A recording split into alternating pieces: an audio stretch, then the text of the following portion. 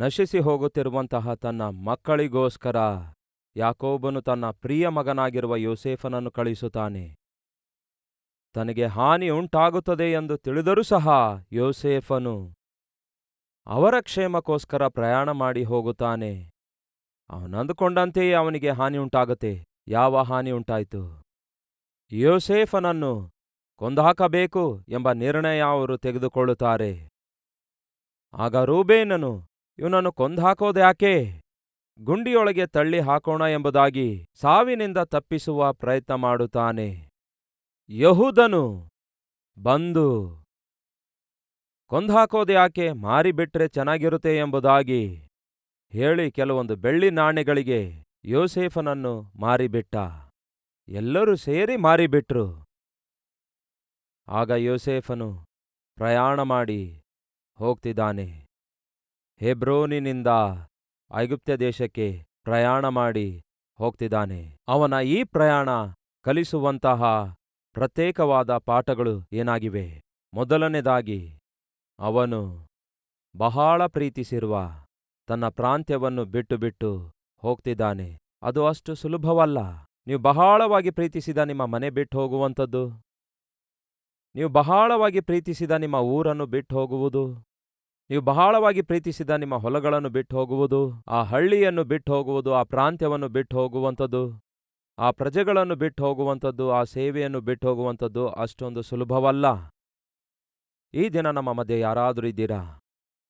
ನಾನು ನನ್ನ ಪ್ರಾಂತ್ಯವನ್ನು ಬಿಟ್ಟು ಬರಬೇಕಾಯ್ತು ಎನ್ನುವವರು, ಬಹಳ ಬಾಧೆಯಾಗ್ತಿದೆ ಅನ್ನುವವರು, ನನ್ನ ಪ್ರಜೆಗಳನ್ನು ಬಿಟ್ಟು ಬರಬೇಕಾಯ್ತು ಎನ್ನುವವರು, ಬಹಳ ಬಾಧೆ ಇದೆ ಅನ್ನುವವರಿದ್ದೀರಾ? ಅದು ಒಂಟಿತನದ ಪ್ರಯಾಣವಾಗಿತ್ತು.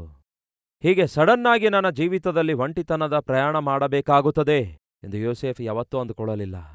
ಎಲ್ಲರೊಂದಿಗೆ ಕೂಡಿ ಬೆರೆತುಕೊಳ್ಳುವುದು, ಎಲ್ಲರ ಮಧ್ಯದಲ್ಲಿ ನಿವಾಸಿಸುವುದು, ಎಲ್ಲರೊಂದಿಗೆ ಜೀವಿಸುವುದು ಯೋಸೇಫನಿಗೆ ಅಭ್ಯಾಸವಾಗಿತ್ತು. ಆದರೆ ಆ ದಿನ ಅವನು ಅವರೆಲ್ಲರನ್ನು ಬಿಟ್ಟು ಬರಬೇಕಾಯಿತು. ಬಹಳ ಬಾಧೆ ಅನಿಸುತ್ತಾಯಿತು ಅವನಿಗೆ. ಇದೇ ರೀತಿಯ ಪರಿಸ್ಥಿತಿ ನಮ್ಮ ಮಧ್ಯದಲ್ಲೂ ಕೂಡ ಯಾರಾದರೂ ಹಾದು ಹೋಗುವುದಾದರೆ ನಿಮಗಿಂತೂ ಮುಂಚೆ ಯೋಸೇಫನು ಅದೇ ಮಾರ್ಗ ಹಾದು ಹೋದ. ಎರಡನೇದು, ಅವನು ಬಹಳವಾಗಿ ಪ್ರೀತಿಸಿರುವ ತನ್ನ ತಂದೆಯನ್ನು ಬಿಟ್ಟು ಹೊರಟು ಹೋಗಬೇಕಾಯಿತು. ತನ್ನ ತಂದೆಯಿಂದ ದೂರ ಆಗಬೇಕಾಯಿತು.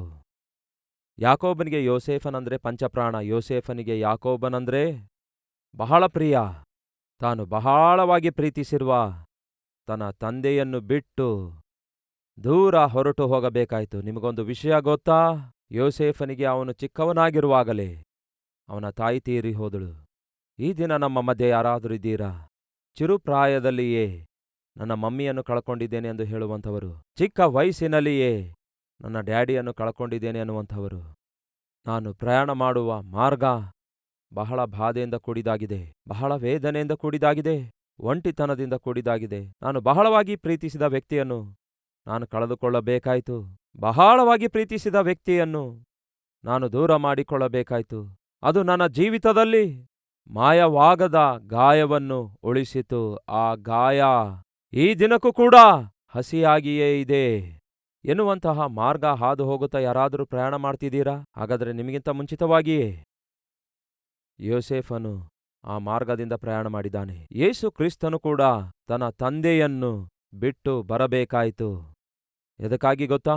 ನಿಮ್ಮನ್ನು ನನ್ನನ್ನು ರಕ್ಷಿಸುವುದಕ್ಕಾಗಿ, ಪರಮ ತಂದೆಯ ಬಳಿಗೆ ನಮ್ಮನ್ನು ಸೇರಿಸುವುದಕ್ಕಾಗಿ ಯೇಸು ಪರಲೋಕವನ್ನೇ ಬಿಟ್ಟು ಬರಬೇಕಾಯಿತು.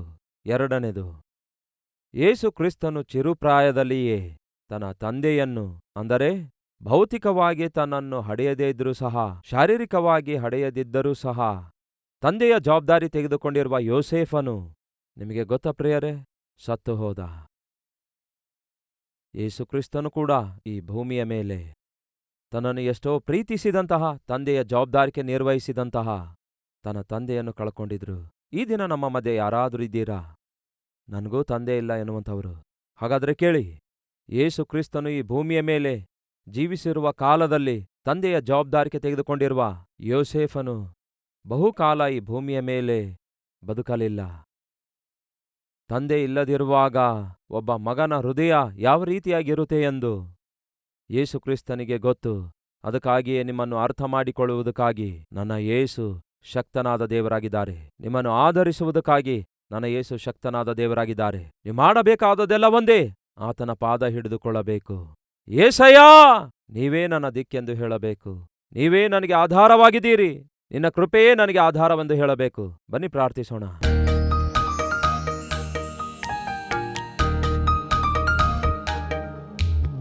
ಪರಿಶುದ್ಧನಾದ ತಂದೆಯೇ, ನೇರವಾಗಿ ಸ್ಪಷ್ಟವಾಗಿ ನಮ್ಮೊಂದಿಗೆ ಮಾತಾಡಿದ್ದೀರಿ.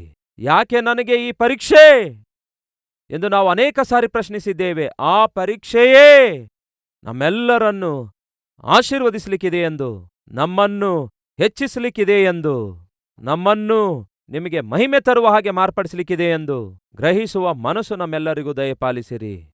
ಯೋಸೇಫನು ತನ್ನ ತಂದೆಯಿಂದ ದೂರ ಆಗುವಂಥದ್ದು, ತನ್ನ ಸಹೋದರರಿಂದ ದೂರ ಆಗುವಂಥದ್ದು, ಅದು ಐಗುಪ್ತ ದೇಶಕ್ಕೆ ಪ್ರಧಾನಮಂತ್ರಿಯನ್ನಾಗಿ ಮಾಡಿತು. ಯೇಸಯ್ಯ, ಈ ದಿನ ನಾವು ನಿಮ್ಮ ಹಸ್ತದಲ್ಲಿರುವುದಾದರೆ, ನಿಮ್ಮ ಜೊತೆ ಇರುವಿಕೆ ನಮ್ಮೊಂದಿಗಿರೋದಾದರೆ, ಯಾವುದೆಲ್ಲ ಕಷ್ಟಕರವಾಗಿ ಅನಿಸುತ್ತಾ ಇದೆಯೋ, ನಷ್ಟಕರವಾಗಿ ಕಾಣಿಸುತ್ತಿದೆಯೋ, ಕೇಡಾಗಿ ಕಾಣಿಸುತ್ತಿದೆಯೋ, ಅದನ್ನು ನೀವು ಆಶೀರ್ವಾದಕರವಾಗಿ ಮಾರ್ಪಡಿಸುತ್ತೀರಿ, ಮಾರ್ಪಡಿಸುವ ದೇವರಾಗಿದ್ದೀರಿ ಎಂಬ ನಂಬಿಕೆಯಿಂದ ನಿಮ್ಮನ್ನು ಮಹಿಮೆ ಪಡಿಸುತ್ತೇವೆ ದೇವರೇ.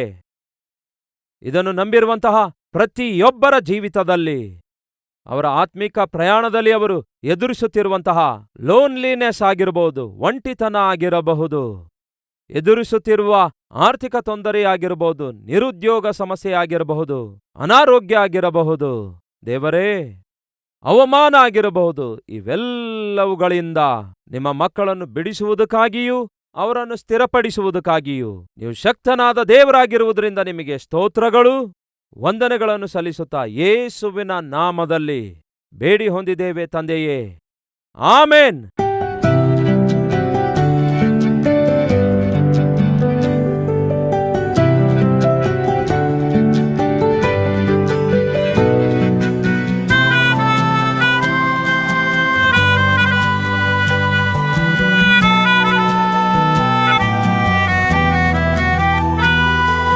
ಈ ದಿನ ಸಾರಿದ ಸಂದೇಶ ನಿಮಗೆ ಆಶೀರ್ವಾದಕರವಾಗಿರುವುದಾದರೆ ಲೈಕ್ ಮಾಡಿರಿ. ಇಂಥ ಅದ್ಭುತವಾದ ಸಂದೇಶಗಳನ್ನು ಪ್ರತಿದಿನ ನೋಡಲು ಆಶಿಸುತ್ತಾ ಇದ್ದೀರಾ? ಹಾಗಾದರೆ ಸಬ್ಸ್ಕ್ರೈಬ್ ಮಾಡಿ, ಹಾಗೆಯೇ ಬೆಲ್ ಐಕಾನ್ ಕ್ಲಿಕ್ ಮಾಡಿ, ಅನೇಕರಿಗೆ ಈ ಸಂದೇಶವನ್ನು ಶೇರ್ ಮಾಡುವ ಪ್ರಯತ್ನ ಮಾಡಿ.